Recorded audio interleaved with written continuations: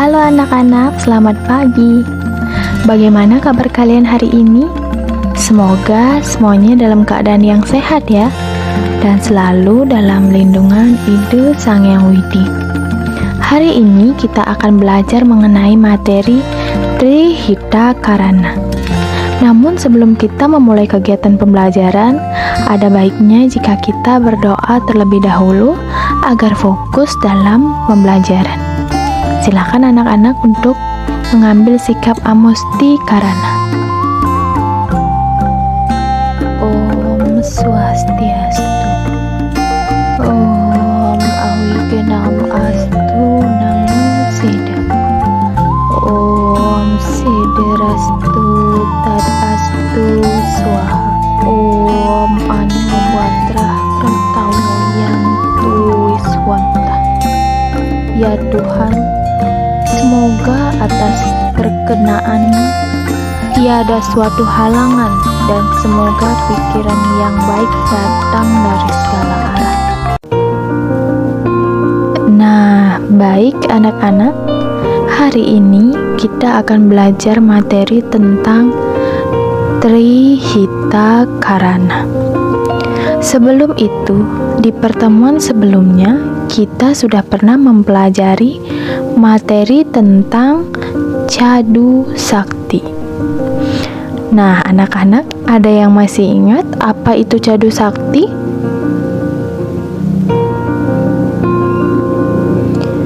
Nah, Cadu Sakti adalah 4 sifat kemahakuasaan Sang Hyang Widi. Bagian-bagiannya, yang pertama ada Wibu Sakti. Wibu Sakti artinya Sang Hyang Widi bersifat maha ada. Yang kedua, Prabu Sakti. Prabu Sakti artinya Sang Hyang Widi bersifat maha kuasa. Bagian yang ketiga ada Jnana Sakti, artinya Sang Hyang Widi bersifat maha tahu. Dan yang keempat yaitu ada Kriya Sakti, yang artinya adalah Sang Hyang Widi bersifat maha kuasa. Nah, anak-anak, sekarang ini implementasi Cadu Sakti atau 4 sifat kemahakuasaan Ide Sang Hyang Widi, yaitu dengan ajaran Trihita Karana. Nah, anak-anak, sekarang kita akan bahas pengertian dari Trihita Karana. Trihita Karana secara etimologi atau asal katanya terbagi menjadi 3, yaitu kata tri yang artinya 3, dan juga kata hita yang artinya kebahagiaan, dan karana yang artinya penyebab. Jadi dapat disimpulkan bahwa Trihita Karana artinya 3 penyebab hubungan yang baik atau yang harmonis untuk mencapai kebahagiaan.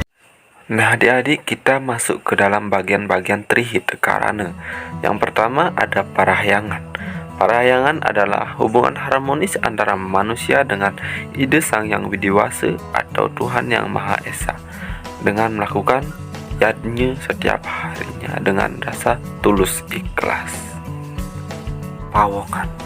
Pawongan adalah hubungan harmonis yang menyebabkan kerukunan antara sesama umat manusia. Pawongan menekankan agar sesama umat beragama selalu mengadakan komunikasi dan juga hubungan yang harmonis melalui kegiatan simakarma. Dharma Santi atau yang disebut juga dengan silaturahmi antara umat beragama. 3 ada palemahan. Palemahan adalah hubungan harmonis yang menyebabkan kerukunan antara umat manusia dengan alam lingkungannya. Contohnya kita adalah menyiram bunga dan juga menjaga tanaman agar tetap segar. Ajaran ini menekankan kepada umat manusia untuk tetap menjaga kelestarian lingkungan alam sekitar, sehingga terwujud keharmonisan alam dan tetap terjaga keseimbangan ekosistem. Contohnya yaitu membuang sampah pada tempatnya. kita akan masuk ke dalam contoh dari parahyangan. Perlu adik-adik ketahui bahwa contoh parahyangan adalah sebagai berikut.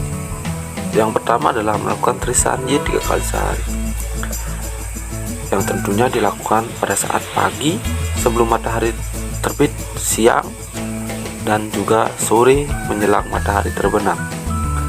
Juga dengan berdoa sebelum melakukan kegiatan, melaksanakan jadinya sesudah masak atau yang disebut dengan ngejon, melakukan meditasi, mendengar dharma wacana, turut beriatnya pada upacara keagamaan, terlibat dalam persiapan feodalan seperti membuat penjor dan lain-lainnya, dan ikut gotong royong atas pembangunan di pura.